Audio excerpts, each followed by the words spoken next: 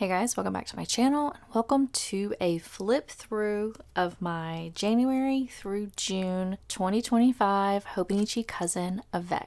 In this video, we'll be going through my year at a glance, my monthly spreads, my weekly spreads, and my daily spreads. So if you would like to see all the different spreads that I had in my Hobonichi Cousin, then go ahead and keep watching.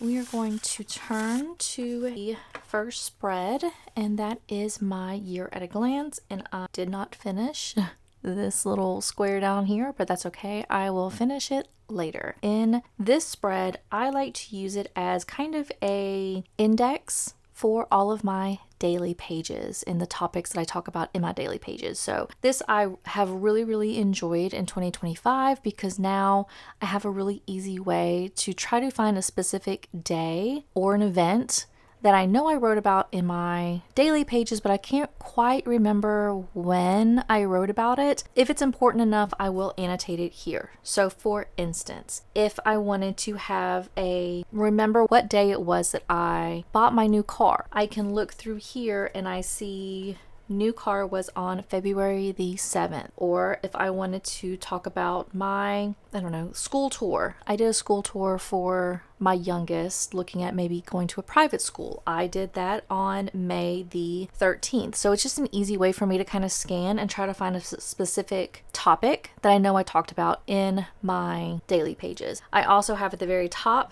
these are the books read, pages read, and then my subscriber increase or decrease for that month. And then down at the bottom, these are my top 3 favorite books for the month. I am a big reader. If you're interested in reading type content, you can check out my reading channel. I do have a YouTube channel. I'll link it above. But that is what I use my year at a glance for. And I do plan on doing the same thing going into my July through December event. I don't know right now if I'm going to have these dots. I might use the dots, but I think I'm going to do a different color because I don't really care for this brown color. But a dot means that there is a picture associated with it on that page. So I know I have a picture of, this is Adrian's last day of school. If there's not a dot, that means there's not a picture associated with it. So it's just an easy way for me to kind of really figure out what I wrote about during that particular month. And yeah, I really like it. I don't plan on making any changes with the exception of potentially using a different dot marker because, like I said, I don't really care for the brown. Now we're going to flip to my monthly pages. I don't plan on really making any updates to any of my monthly pages. I only use these spreads as kind of a looking ahead for that month to anticipate some things that are going to happen instead of waiting for that week to see it on my weekly spread. I like to use this as a kind of a heads up for something happening in that month. For instance, in the month of April, I set this up the very end of March, and when I'm writing all of my stuff in for the month of April, it lets me remember I have a dentist appointment on the 8th, and I have my oldest has a dentist appointment on the 3rd. So it kind of prepares me for what's to come for that month. I don't ever really refer back to it at all during the month, but it is nice to refer back and just kind of look and see all the things that happened, but I don't really do anything with my monthly pages in my Hobonichi. That is all of the monthly spreads, and now let's go to the weekly spreads. Now for my weekly spreads, I haven't really made that many changes as to how I track everything that goes on during the week. I am a functional planner. Typically, I'm a minimalist. This does not look like a minimalist spread. I do have these every once in a while where I have a bunch of stickers everywhere, but for the most part, I am very minimalist and I use this functionally. So the top part, which let me go to the next page so you can see a little bit better. So this top part here is my typical daily activities until about 9 o'clock. And then from 9 o'clock to the end of the page, I usually have a washi that separates the above from the below. And down here, this is where after 9 o'clock, it's kind of my me time. And that's where I will list out all of the books that I'm reading for that day, like where I'm at, my percentage, what my thoughts are for that book at that point.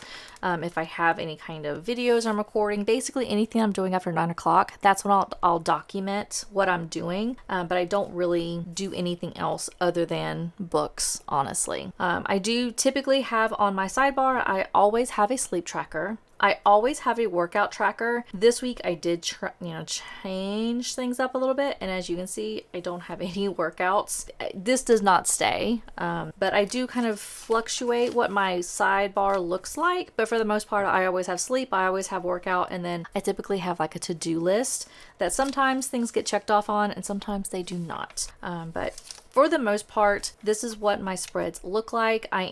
This is a very good indication of what my planners typically look like. I am very functional. I like to see what I'm doing in different times. I don't like to have a lot of stickers because I do refer back to my weekly spreads periodically. I also like to have a functional spread because if for whatever reason I have a really busy day at work, like I have meeting after meeting after meeting after meeting, at the end of the day, if I'm exhausted, I can go back and look and see, okay, that makes sense. I did have a ton of meetings that day. I was just overly worked. That would explain why I'm so exhausted. So I just like to see how busy I'm at work and what I'm doing on each particular day, just for kind of a mental check-in that, yes, this is why I feel the way I feel.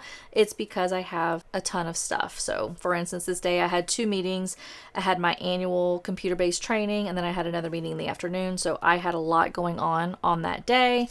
Whereas on this day, I didn't really have a lot of meetings, but I did do a bunch of walking and just like walking all over my building to go to different places. Just for different things, because sometimes I have to go and talk to different people in different locations. So I didn't have any meetings, but I had a lot of walking. That was also take your kid to work day. So we did a lot of walking around the buildings and showing my daughter what my work was like. So I do pretty much use Coffee Monsters Co. This is Hubman and Chub Girl. And then I do have the Washi Tape Shop. Those are my 3 main sticker companies that I use in my Hobonichi Cousin. Coffee Monster Co. is by and far the most widely used in my Hobonichi. I feel like I have a sticker for pretty much everything I'm doing, for me at least, and I really do enjoy it. I like the way my planners always look whenever I'm using my Coffee Monsters Co. and my Hubman and Chub Girl stickers. I really enjoy it. I do sometimes change my colors, like this was using the new Grabby erasable pens that I just recently got, but for the most part they're very using black ink and very minimalistic. So this is the last week in my Hobonichi Cousin Avec, and now we'll flip to the daily pages. So on my daily pages, this is a daily journal. My first page is always my reading wrap up. So this is a printout of my Storygraph monthly wrap up. So it tells me how many books I read, the pages, my average rating, my 3 highest books during that month, average time to finish a book, average book length. This is my how many pages per day I read, and then these are all of the books that I read during that month along with the ratings that I get. I like to see this just because I am a huge reader and I like to kind of remember everything that I read during the month. And into the daily pages, I basically just have a to-do list on my top left corner, and I use a Mildliner or a Tombow or something as like headers for each of the different like paragraphs in my day, and then I will put some stickers periodically. I do love my Canon Ivy. It is my go-to. I will always have that handy. I love that portable printer. If you do not have it, I highly recommend. I have it in the description box down below. I bought it off of Amazon. I adore it. It is my favorite. It is amazing. So I do have pictures that I'll put throughout, and then a lot of these bigger pictures or a lot of these bigger stickers are from the Washi Tape Shop or like Sterling Ink's really big pictures.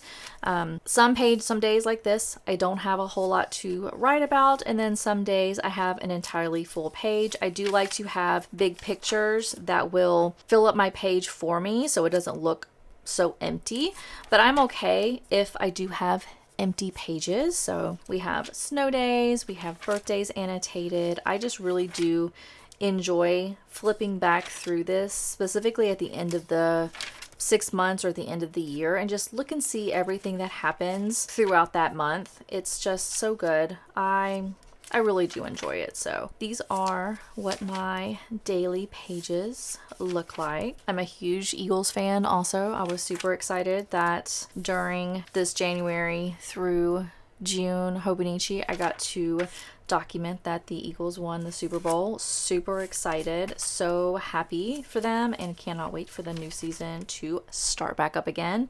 We have my daughter had her performance. Obviously, she was not excited about that. She has not very happy days sometimes. I bought a brand new car during this time frame. This was Eagles win the Super Bowl. So excited. And then this also documents when I had to go back on site for the first time after the executive order was signed saying that remote work was no longer available for federal workers. So I had to go back to work and wasn't very happy about it, but that's okay. So yeah, don't really have a whole lot. I'm just going to flip through. I'll put some music on the background so you can see or get an idea of what my daily spreads look like. I do have every month I do a monthly wrap up or flip through. So I go in depth with a lot of the stuff that happened throughout my life during that month. I do talk about those at those flip throughs. So if there is any that you are interested in, you can feel free to look at those videos. So yeah, so I'm just going to flip through the rest of the daily pages, and you can see some ideas of how you can use your daily pages if you would be interested.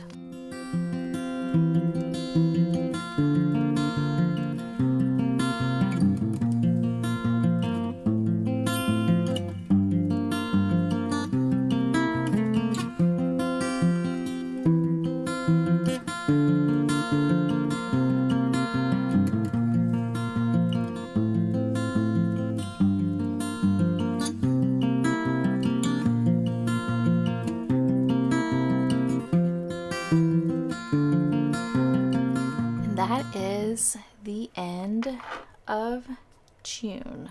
I am so excited and so happy. I am in the second half of 2025. I cannot wait to start filling up the new planner and seeing exactly what happens throughout the rest of the year.